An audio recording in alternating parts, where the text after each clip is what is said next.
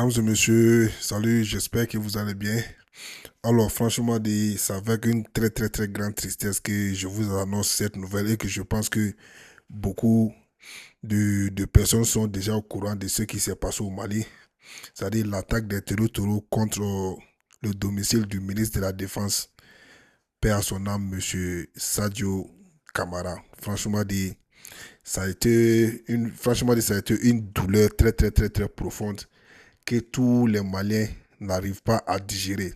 Nous tous, on a mal. Nous tous, on a vu la cruauté des terroristes face à nos autorités. Il faut savoir que la mort de Sadio Kamara a été bel et bien planifiée par les terroristes il y a fort longtemps de cela.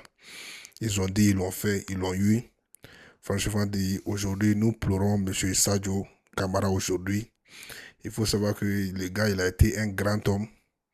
Il a été un patriote. Il a toujours eu cette rage. Il a toujours eu cette volonté de mener le Mali jusqu'à une destinée, c'est pas indéfinie. C'est-à-dire jusqu'à la victoire finale.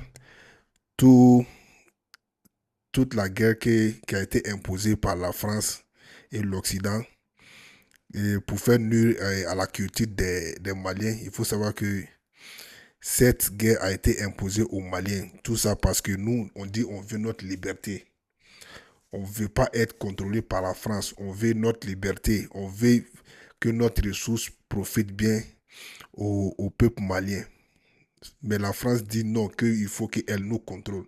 C'est pourquoi ils sont en train d'essayer de financer les terroristes, d'essayer de financer les faits là pour venir attaquer le Mali. Il faut savoir que c'était un coup qui a été déjoué. Imagine plus de 12 millions de terroristes, et 12 000, désolé, imagine plus de 12 000 terroristes. C'est-à-dire, viennent à moto dans les pick-up pour attaquer Kidal, pour attaquer partout dans les grandes villes du Mali. C'était un coup d'État qui a été organisé par la France pour pouvoir changer le régime. Laisser les territoriaux renverser le pouvoir et un apatride de soldats va venir prendre le pouvoir et faire ce que la France est en train de faire, c'est-à-dire chasser la Russie et venir installer les bases militaires françaises dans notre pays encore. C'est de ça que nous, on ne veut plus. Et voilà, le malheur est arrivé. Franchement, nous souhaitons que, franchement, là, comme on dit ça en français même, que l'âme de M. Sadio Kamara repose en paix. Franchement, que Dieu l'accueille dans son paradis.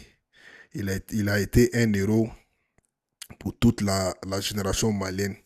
Il y aura des milliers de Sadio Kamara qui vont continuer à défendre les couleurs du Mali, qui vont continuer à se battre comme il se doit, et qui vont continuer à relever le défi face à l'impérialisme, face au terreau, face à cette guerre qui nous a été imposée par l'Occident.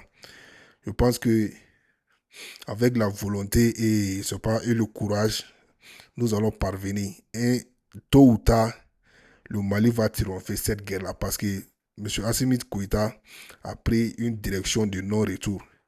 Et nous l'encourageons. Franchement, que tout le monde prie pour M. Sadio Kamara. Envoyez dans les commentaires, mettez que son âme repose en paix. Mettez RIP ici, quoi. Il faut mettre tout ça là pour que son âme repose en paix.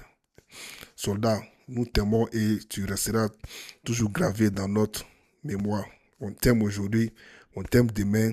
Tu te battais pour le Mali. Que ton âme repose en paix.